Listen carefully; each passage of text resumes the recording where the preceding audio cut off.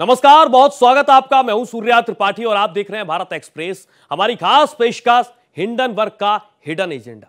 दरअसल आधे घंटे तक हम इस पर विशेष चर्चा करने के लिए तैयार हैं और तमाम सवाल हैं। आखिरकार हंगामा क्यों मचा हुआ है? सवाल तमाम तरीके के उठ रहे हैं और इसके साथ पक्ष और विपक्ष में तकरार भी हिंडनबर्ग की रिपोर्ट के बाद देखने को मिल रही है। अब केंद्र सरकार और अडानी पर सवाल उठा रहा है। आज हम इसी मुद्दे पर विश्लेषणात्मक चर्चा करने के लिए तैयार हैं, लेकिन उससे पहले आप ये जान लीजिए कि हिंडनबर्ग की रिपोर्ट आखिरकार क्या है। दरअसल सेबी और अडानी ग्रुप ने उस पर क्या प्रतिक्रिया दी है, पहले हम आपको बताते हैं। तो हिंडनबर्ग की नई रिपोर्ट में क्या कुछ है ये समझिए आप। अडानी ग्रुप और सेबी चीफ के बीच कनेक्शन का आरोप है। सेबी चीफ माधवी बुच और उनके पति पर सीधे तौर पर आरोप है। अडानी की ऑफशोर कंपनियों में हिस्सेदारी का आरोप लगाया गया है।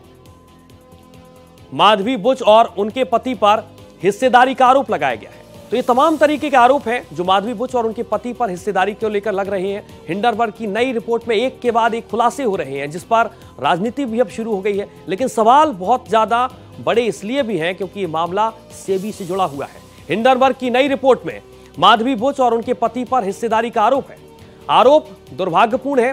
हिंडनबर्ग की रिपोर्ट पर सेबी चीफ की सफाई सामने आई है और वो ये कहते हुए नजर आई कि नोटिस हमारा जीवन और फाइनेंस एक खुली किताब की तरह है। मतलब कुछ भी छिपा हुआ नहीं है, खुली किताब की तरीके से हमने सारी की सारी चीजें सामने रखी हैं। हमारा जीवन फाइनेंस एक खुली किताब की तरह है।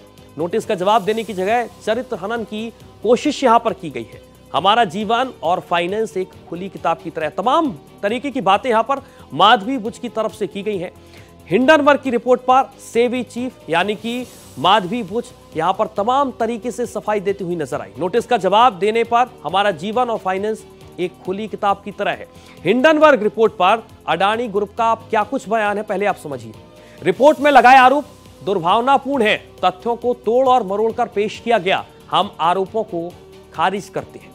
ये बदनाम करने वाले दावों की रीसाइक्लिंग और आरोपों की पहले जांच हो चुकी है। मतलब साफ है कि सारे आरोप निराधार साबित हो चुके हैं। सुप्रीम कोर्ट आरोपों को पहले ही खारिज कर चुका है। हिंडनबर्ग की रिपोर्ट पर अडानी ग्रुप जो सबसे ज्यादा घेरे में है, उसने ये अपने बयान दिए हैं इस पूरे मामले पर। आरोपों की पहले ही जांच हो चुकी है। सुप्रीम कोर्ट आरोपों की पहले जांच कर चुका है, लेकिन फिर भी इसे जबरदस्ती मुद्दा बनाया जा रहा है। ये कहना है अडानी ग्रुप का हिंडनबर्ग की रिपोर्ट पर। अलग अलग तरीके से इस पूरे आधे घंटे में हम आपको समझाने की कोशिश करेंगे कि सेबी चीफ की सफाई पर आखिरकार किस तरीके से अब संग्राम छिड़ा हुआ है, किस तरीके से ये मुद्दा हाईलाइट है। और आपको सीधे लिए चलते हैं, भारतीय जनता पार्टी के नेता रविशंकर प्रसाद इसी मामले पर प्रेस कॉन्फ्रेंस कर रहे हैं। सेबी का काम क्या है? सेबी को उसकी कानूनी जिम्मेवारी है कि ये मार्केट ठीक चले। और जो मित्र इसको फॉलो करते हैं, आपको मालूम है कि सेबी एक्ट में सुनवाई का प्रावधान है, निर्णय होता है, उस निर्णय के खिलाफ एक अपील का भी प्रावधान है, जहां जजेस भी बैठते हैं, हाई कोर्ट के चीफ जस्टिस या सुप्रीम कोर्ट रिटायर्ड जज, और उसके खिलाफ एक अपील का प्रावधान सुप्रीम कोर्ट में भी है। तो एक पूरा स्टैट्यूटरी स्ट्रक्चर है कि भारत के कैपिटल मार्केट को किस तरह से मैनेज किया जाए। अब मैं एनार्की के कुछ उदाहरण आपको देना चाहता हूं। मैंने जानबूझ के जिम्मेवारी से इकोनॉमिक एनार्की के शब्दों का प्रयोग किया है। पहले हिडनबर्ग की रिपोर्ट आई थी, आपको मालूम है, उसकी डेट आपको मालूम है कि जनवरी में ऑर्डर आया था सुप्रीम कोर्ट का। 24 में 22 इंक्वायरी कंप्लीट हो गई थी, बाद में एक और कंप्लीट हो गई। तो वो एक लीगल प्रोसेस है जो सुप्रीम कोर्ट के आदेश से चला है। अच्छा होता जो राजीव गांधी या कांग्रेस के लोग जेपीसी की बात करते हैं, बड़े वकीलों की फौज है उनके साथ, तो पेश हो जाते उसी में, इंटरवेन करते उसमें, कुछ नहीं किया। उसके बाद हिंडनबर्ग को नोटिस दी जाती है जुलाई में कि आपने जो आरोप लगाया कानून के विरोध में, आप जवाब दीजिए। हिंडनबर्ग ने वो रिपोर्ट बाकायदे वो नोटिस अपने वेबसाइट पर भी दी है, जिसमें उनको नोटिस क्यों भेजी गई है वो भी कारण है। उसका जवाब देने की बजाय अब ये फ्रंट खोला गया है। मैं फिर रिपोर्ट कर रहा हूं कि जब हिंडनबर्ग के खिलाफ बाकायदे सेबी ने एक नोटिस किया जुलाई में, अपनी पूरी इंक्वायरी कंप्लीट करने के बाद, जो सुप्रीम कोर्ट के जुरिडिक्शन में हुई थी, उनके आदेश के कारण हुई थी, तब अपने बचाव के पक्ष में कोई जवाब दिए बिना उन्होंने यह अटैक किया है, बेसलेस अटैक, जिसका जवाब एक ग्रुप ने दिया है, हमें कुछ नहीं कहना है। जिसका जवाब सेबी के चेयरपर्सन ने दिया, उनके परिवार ने दिया, हमें कुछ नहीं कहना है। जिसका जवाब सेबी ने भी दिया है। लेकिन कुछ बातें आज हम उठाना चाहते हैं। हिंडनबर्ग में किसका इन्वेस्टमेंट है आपको मालूम है? जॉर्ज सोरोस का। यह महाशय कौन है जो भारत के खिलाफ नियमित प्रोपेगेंडा चलाते हैं? इंडिया डेमोक्रेसी नहीं है, इंडिया सेफ नहीं है, वगैरह वगैरह। और इस हद तक है कि मोदी के पूरे सत्ता को बदलना चाहिए, आह्वान किया था जनता से। ये वहां मेन इन्वेस्टर है। लेकिन सवाल पूछना कांग्रेस पार्टी से, क्या चाहते हैं आप? चाहते क्या है आप? देश मोदी की से नफरत करते हुए कांग्रेस पार्टी आज हिंदुस्तान से नफरत करने लगी है। In their pathological hatred against Narendra Modi ji, led by Mr. Rahul Gandhi and his friends, toolkit gangs, Congress party today has developed a hatred against India itself. अगर भारत का स्टॉक मार्केट गड़बड़ाएगा तो स्मॉल इन्वेस्टर्स परेशान होंगे कि नहीं? आज करोड़ों की संख्या में स्मॉल इन्वेस्टर्स हैं कि नहीं? छोड़ दीजिए इंस्टीट्यूशनल इन्वेस्टर्स की बात, बाकी बातें। कांग्रेस पार्टी क्या चाहती है? भारत को वही कंट्रोल राज में ले आया जाए, नेहरू जी के समय वाला, जब भारत को दाने दाने के लिए परेशान होना पड़ा था कि उनकी सरकार नरसिम्हा राव के प्राइम मिनिस्टरशिप में भारत को ओपन करना पड़ा था, एफडीआई में, एफआईआई में। क्या वहीं जाना चाहते हैं क्या? टूल किट वालों को तो कोई मतलब नहीं हिंदुस्तान के विकास से।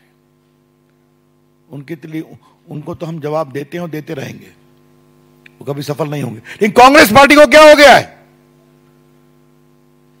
जिसने 55 साल तक देश में राज किया है, क्या मतलब है इसका? मतलब कहीं से कोई चिट मिल जाए। कांग्रेस पार्टी की पॉलिटिक्स में एक टूलकिट पॉलिटिक्स है, दूसरा है चिट पॉलिटिक्स। परीक्षा में तो चिट मिलती है, कार्रवाई भी हो रही है, लेकिन कांग्रेस पार्टी, उनके नेताओं को जो चिट मिलती है उसका क्या किया जाए? कभी राफेल की चिट मिल गई तो लगे हिंदुस्तान में घूमने, वो सुप्रीम कोर्ट से हारे, माफी मांगना पड़ा, कंटेम्प्ट हुआ उनके खिलाफ। फिर एक दूसरी चिट मिल गई, हिंडनबर्ग की पहली रिपोर्ट, वो चिट मिल गई। उसमें सुप्रीम कोर्ट ने, मैंने बताया कि 24 में 23 इंक्वायरी कंप्लीट हो गई। अब हिंडनबर्ग को जुलाई में नोटिस की गई है, तो फिर ये काउंटर प्रोडक्ट हुआ। अब ये चिट पड़ गई, जेपीसी लाओ, इंक्वायरी कराओ।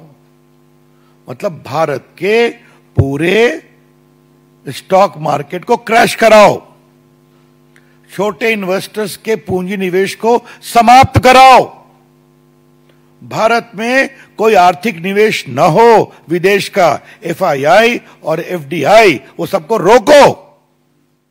Because Indian investment scenario is not a safe position. यह है इनकी सोच। मैं कांग्रेस के पुराने नेताओं से कहूंगा, जिन्होंने भारत को खोलने में काम किया था, इकोनॉमी को, कि कब तक आप खामोश रहेंगे? जब चमन उजड़ जाएगा, लेकिन चमन उजड़ेगा नहीं। मुझे बहुत गर्व है कि आज भी भारत का स्टॉक मार्केट स्टेबल है, आज भी।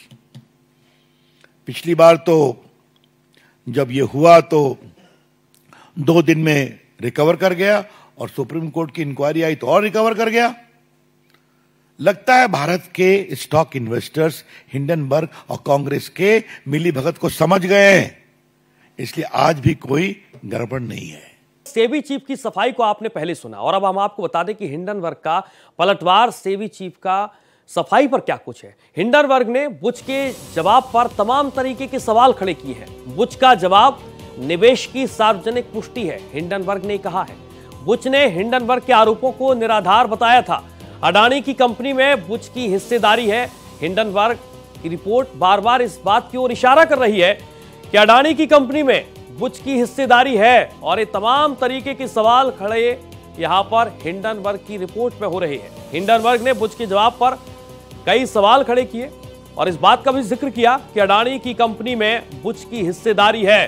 बार बार इस बात का जिक्र हिंडनबर्ग की रिपोर्ट में किया जा रहा है। हिंडनबर्ग ने बुच के जवाब पर तमाम तरीके के सवाल खड़े किए हैं,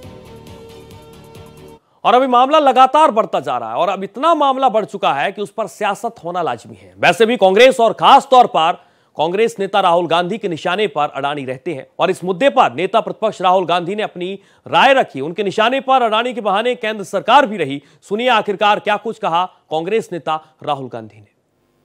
Imagine you're watching a cricket match, international cricket match between India and Australia, and every single person who's watching the match and those playing the match know that the umpire is compromised. What would happen to the match? What would happen to the fairness of the match? What would happen to the outcomes? How would you feel as somebody who's participating in the match? This is exactly what is happening in the Indian stock market. The first, why has Chairperson Madhavi Buch not resigned? Second, God forbid something were to go wrong and investors were to lose their money. Who is responsible? Is the Prime Minister of India responsible? Is Madhavi Buch responsible? Or is Mr. Adani responsible? And finally, the Supreme Court has been looking at this matter. तो आपने अभी राहुल गांधी को सुना, और अब इसके बाद हम आपको कांग्रेस नेता केसी वेणुगोपाल क्या कुछ किस तरीके की राय रखते हैं, पहले आपको सुनाते हैं। Really shocking situation when the SEBI chairperson itself is involved in this entire episode is really shocking for the country at all. We are demanding for a JPC inquiry on it. We demanded a JPC inquiry. Finally, Supreme Court. But that Supreme Court also misled. They have given a misleading report to the Supreme Court also. I think Supreme Court also will take a suo motu case against this. एक तरफ आप विपक्ष के बयान को सुन रहे हैं, तो दूसरी तरफ हिंडनबर्ग रिपोर्ट पर भारतीय जनता पार्टी के कद्दावर नेताओं में शुमार और केंद्रीय मंत्री अर्जुन मेघवाल का क्या कुछ कहना है वो आपको सुनाते हैं। वो ये कह रहे हैं कि कुछ लोग देश का विकास रोकना चाहते हैं। ये लोग किसी रिपोर्ट ऐसी प्रकाशित करवाते हैं। भारत ने पिछले 10 साल में तेज विकास देखा है। संसार में कुछ ऐसे लोग हैं, कुछ ऐसे देश भी हो सकते हैं जो नहीं चाहते कि भारत इतनी तेज गति से तरक्की करे, और उसी का ही परिणाम है कि वो कहीं न कहीं भारत की तरक्की या भारत की जो हो रही है उन्नति, उसको रोकने के लिए इस तरह की कोई रिपोर्ट है ये प्रकाशित करवाते रहते हैं, कभी पेपर में, कभी किसी मैगजीन में। इसकी चर्चा भी कई बार लोकसभा में और राज्यसभा में हो चुकी है, और हमारे जो सरकारी पक्ष है वो भी कल रखा जा चुका है, जिससे स्पष्ट है कि ऐसे ही बस बना दिया, कोई दम नहीं है, बेबुनियाद आरोप लगा दिया। तो मामला इतना बढ़ गया है, आरोप प्रत्यारोप का दौर शुरू हो गया। एक तरफ भारतीय जनता पार्टी तमाम तरीके की दलीलें रखती हुई नजर आ रही है। इसके साथ साथ राहुल गांधी हो, चाहे केसी वेणुगोपाल हो या अर्जुन राम मेघवाल हो, इनके अलग अलग बयान तमाम तरीके के इशारे कर रहे हैं। और सबसे बड़ा सवाल यह है कि आखिरकार इसका पूरा असर शेयर मार्केट पर किस तरीके से पड़ रहा है। जैसे ही ये मामला सुर्खियों में आया, शेयर मार्केट पर इसका असर दिखने लगा। और सबसे ज्यादा असर इसलिए भी है क्योंकि अडानी ग्रुप को एक विश्वसनीय समूह में गिना जाता है। लेकिन इन सब के बावजूद जिस तरीके से सवाल उठ रहे हैं, उसके बाद मार्केट पर असर किस तरीके का पड़ेगा। हमारे साथ दो लोग इस खास पेशकश में चर्चा करने के लिए लाइव जुड़ गए हैं। कमलेश सिंह हैं, आप संवाददाता हैं भारत एक्सप्रेस न्यूज नेटवर्क के, और आकाश जिंदल हैं, अर्थशास्त्री हैं। आकाश जिंदल साहब, बहुत स्वागत पहले करूंगा आपका भारत एक्सप्रेस न्यूज नेटवर्क में। पहली बार आपसे मुखातिब हो रहा हूं। इस मामले को आप 2 दिन से लगातार सुन रहे हैं, देख रहे हैं। सियासत होना लाजमी है, लेकिन मार्केट जैसे ही आज सुबह हम लोगों ने देखा कि इस खबर को कैसे प्रकाशित करें, तो सबसे पहले सवाल में मन में उठा कि शेयर बाजार को देख लिया जाए। और जैसे ही शेयर बाजार को देखा, पहले मामला अलग तरीके का नजर आया और अब स्थिर है मार्केट। मतलब साफ है कि अडानी ग्रुप में किस तरीके की विश्वसनीयता इस पूरे मामले पर रहने वाली है, खासकर मार्केट को लेकर। सूर्य जी, बड़ा अच्छा लग रहा है आपके साथ मुलाकात करके। आपके साथ ये पहली मुलाकात है। हालांकि भारत एक्सप्रेस जिस दिन से बना हुआ है उस दिन से मैं जुड़ा हुआ हूँ, तमाम शोध में आता हूँ, बट अच्छा हुआ आपके साथ मुलाकात है। देखिए, स्टॉक मार्केट सुबह जब खुला सेंसेक्स डाउन था। अभी सेंसेक्स जब हम बात कर रहे हैं तो करीब 260 पॉइंट के आसपास अप है। अब जहां तक मामले की बात है, पहले तो दर्शकों को मेरे ख्याल मामला समझाना बहुत जरूरी है। कई ऐसी टेक्निकल टर्म्स हैं, कई ऐसी एंटिटीज हैं जिसके बारे में दर्शकों को मालूम नहीं होगा। अलग अलग फील्ड के हैं दर्शक। बात ये की जा रही है कि किसी ऑफशोर फंड में पैसा लगाया।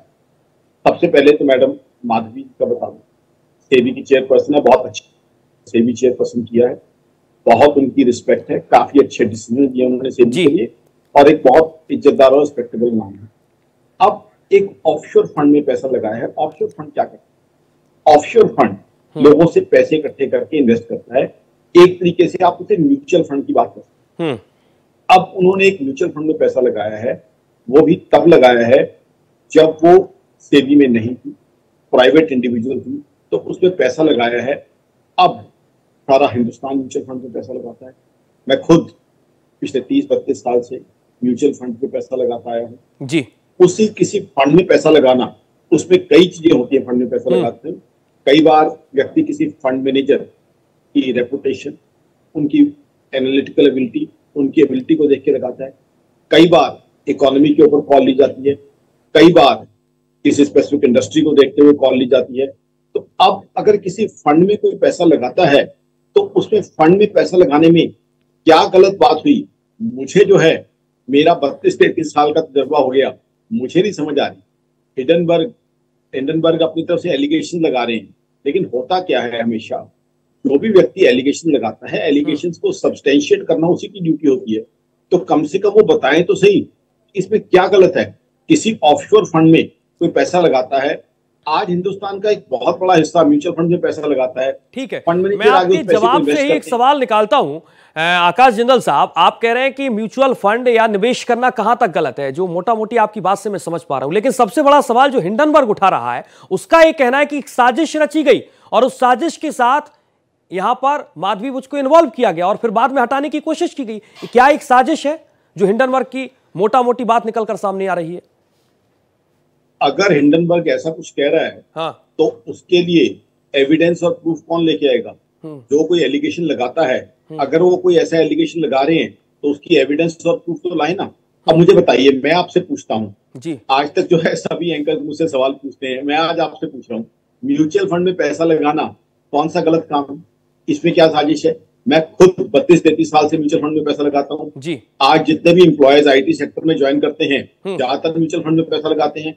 और म्यूचुअल फंड में तो, और सुनिए बात, ताकि दर्शकों को क्लैरिटी आ जाए, बहुत बार तो ये नहीं पता होता कि फंड मैनेजर ने कौन कौन से स्टॉक्स में कितना इन्वेस्ट किया हुआ है, क्योंकि कई बार आदमी लगाता है फंड मैनेजर की रेपुटेशन को देख के, फंड को देख के, या आगे जो है फंड का जो टारगेट है उसको देख के लॉन्ग टर्म के लिए इन्वेस्ट करता है। तो इसमें म्यूचुअल फंड में अगर कोई पैसा लगाता है, म्यूचुअल फंड और खासकर अगर कोई व्यक्ति निवेश करता है, सीधे तौर पर आपका ये कहना। आकाश जी, मैं आपके पास लौटूंगा, हमारे संवाददाता दिल्ली से लगातार लाइव जुड़े हैं। कमलेश, मैं आपका रुख करूंगा। इस वक्त आपकी मौजूदगी उस लुटियंस जोन में रहती है जहां पर अलग अलग नेता रहते हैं, खुद उनके आवास होते हैं। एक तरफ पक्ष है जो अलग तरीके से दलील रखा, हमने रविशंकर प्रसाद को सुना, उनका साफ तौर पर यह कहना है कि एक रणनीति के तहत है और एक बाकायदा रणनीति विपक्ष की है, सीधे तौर पर कहते हुए नजर आए रविशंकर प्रसाद। पॉलिटिकल रिएक्शन किस तरीके के सामने आ रहे हैं? जी, जाहिर सी बात है कि जब भी हिडेनबर्ग की रिपोर्ट आई उसको लेकर विपक्ष काफी हाई तौबा मचा रहा। और आपको याद होगा कि 1.5 साल पहले भी इसी तरह का आरोप अडानी ग्रुप पे लगा था, उसमें शेयर को लगा था। लेकिन अब जो आरोप लगाया हिडेनबर्ग ने लगाया, उसमें साफ साफ ये कहा गया कि जो सेबी जो नियामक संस्था है, जो रेगुलेट करती है शेयर बाजार को, उसके जो कर्ता धर्ता है उनका जो ऑफशोर इन्वेस्टमेंट है एक मलेशियन कंपनी में, तो ये कहाँ से गलत है? जाहिर सी बात है उनकी ओर से और सेबी के अध्यक्ष की ओर से और उनके पति की ओर से साफ साफ कहा गया है कि जो इन्वेस्टमेंट था काफी पहले का था, जब वो एक सेबी के मेंबर भी नहीं थे। तो ऐसी स्थिति में जब वो ये कह रहे हैं कि वो प्राइवेट एंटिटी के रूप में उन्होंने इन्वेस्ट किया था और वो सभी जांच करने को तैयार हैं, ऐसे में अगर हिडेनबर्ग की रिपोर्ट पर हाई तौबा मचाए जा रही हो, जेपीसी की मांग करी, तो कहीं ना कहीं जो कांग्रेस की हमेशा की रणनीति रही, हिडेनबर्ग की रिपोर्ट जब भी अडानी ग्रुप पर अटैक करता है तो उसको रिलेट किया है सरकार से, और इसी रणनीति के तहत विपक्ष हमलावर है और जेपीसी की मांग करे। तो जाहिर बात है बीजेपी ने भी करारा जवाब दिया है और कहा है कि राहुल गांधी अगर ये बोलते हैं, बीजेपी का जवाब है। लेकिन इस प्रेस कॉन्फ्रेंस के बाद कांग्रेस किस तरीके की अपनी प्रेस कॉन्फ्रेंस करती है या और भी किस तरीके के विपक्ष आरोप लगाता है, ये अपने आप में देखने वाली बात होगी। बहुत शुक्रिया आपका कमलेश, तमाम तरीके की जानकारी यहां पर देने के लिए। और आकाश जिंदल साहब, बहुत शुक्रिया आपका भारत एक्सप्रेस न्यूज नेटवर्क में तमाम तरीके से टेक्निकल पॉइंट्स को समझाने के लिए कि हिंडनबर्ग का हिडन एजेंडा आखिरकार क्या है। लेकिन लगातार सवाल ही उठ रहा है कि अगर एक साजिश है तो हिडन एजेंडा का मकसद क्या है, और आखिरकार बार बार सेबी और अडानी ग्रुप ही हिडनबर्ग की रणनीति में और साजिश में क्यों रहता है। फिलहाल इस खास पेशकश में इतना ही। देश और दुनिया की तमाम खबरों के लिए आप देखते रहिए भारत एक्सप्रेस।